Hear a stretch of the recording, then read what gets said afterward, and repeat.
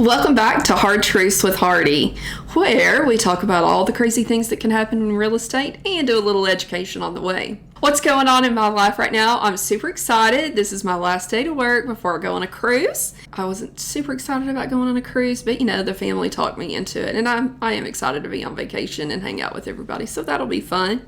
I wanted to share one other little thing. I went to Point B this week. If you've not been there, OMG, you have got to go and try the Point B burger or the brunch boards. Those are also really good too, but it's kind of a nice spot. It's locally owned, and I love going somewhere in Knoxville that I'm supporting local business and I'm not going to a franchise or a chain. Those get kind of tiring. So if you've not had a chance, try out Point B. All right, let's talk about what's going on this week and what our topic is, and that is home inspections and some of the crazy things you might see. I grew up on a farm, so I've seen a lot of things. I saw a lot of things in that house. In case I've not told you, the farm that I grew up on, my parents bought in 1979 when I was 4 years old, and they bought it because it was being sold.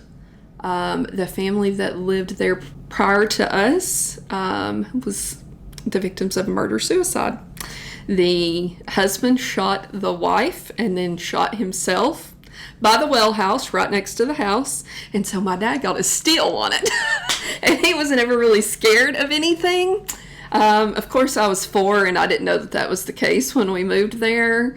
But then as I got older, I started hearing stories and found out, okay, that's where we live now.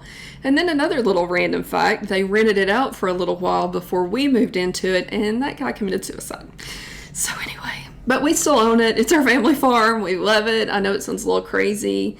So yeah, I'm not really, ghosts and things don't freak me out. So we lived in an old farmhouse, and let me tell you, that was a different experience, moving from like your normal brick ranch 3-bedroom 2-bath house out to this farm, because that house did not have a bathroom.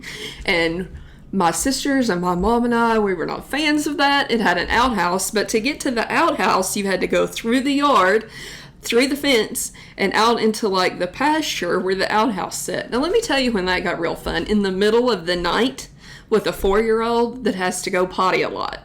So finally my mother said, I'm not doing this anymore. We're getting a bathroom. And so we did. It wasn't a big bathroom because there wasn't a lot of room in the house to put a big bathroom. So we had a motel-sized bathtub and like a little pedestal sink, and that's about all the room you had in there. But it was better than nothing. I'm happy to say I've moved on and I have more than one bathroom in my house now, because 5 people getting ready in that tiny house with that tiny bathroom was hard. Very, very hard. And God forbid should somebody have an upset stomach. That was not fun either. So I've seen a whole lot of things. But I've seen some crazy stuff on home inspections too. Home inspections are extremely important, and I always encourage my clients, whether it's new construction or an existing home, I think it's always a good idea to get a home inspection. You just never know what you can find. And I'll give you a good example. I was selling a new construction home in Farragut, beautiful, beautiful luxury home, and they found termites in a brand new build. Fortunately, they hadn't gotten very far, so there wasn't damage. But what if we hadn't caught that? That could have evolved into a big issue pretty quick. Fortunately, we had a home inspection, we had a turbine inspection, and it was taken care of pretty easily. But that could have gone the other direction had we not had those inspections. When I was a new agent, I was showing a house up in Harriman to a young gentleman that every time he opened the car door, smoke billowed out. And it was definitely a fragrant smoke, if you know what I mean. Anyway, we went under contract on this house, and he said he didn't need a referral or anything on a home inspector. He had one. I said, okay. So I met him and the inspector at the house to do the inspection one day. The gentleman that showed up had like a 70-page notebook from Walmart and a pen, and they went inside and stayed about 30 minutes. A normal home inspection is usually 2 to 3 hours on a typical size home. He came back out with his little notebook and his pen, and he had written, needs new HVAC, needs new roof, and I think one other thing. I don't remember what the third thing was. And I looked at it and I said, oh, is this the inspection report? Which, by the way, is usually typed, formal, and is, 40 pages or more.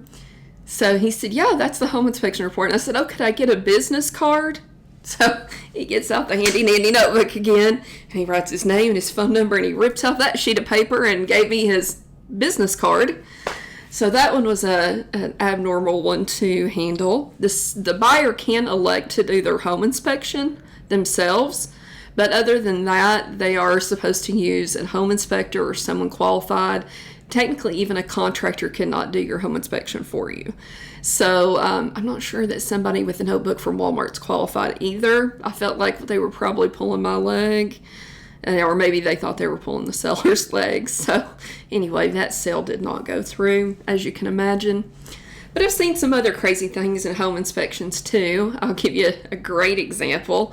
We had one on a house, actually I guess this was this winter, and the home inspector went under the house only to find that the sewage from the bathroom was draining directly into the crawl space. Can you imagine?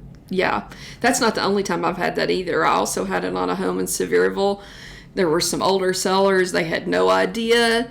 I had the buyer, and of course, there's raw sewage laying in the crawl space, and then they're going to get somebody to come clean that up and fix the leak and, make sure there's not mold and other things growing. So that can be a bigger issue. What shocked me, though, was that we didn't smell it when we were in the house, that the raw sewage was draining into the crawl space, as you might think you would. But anyway, it had to be fixed, and that sale also did not go through, as you can imagine.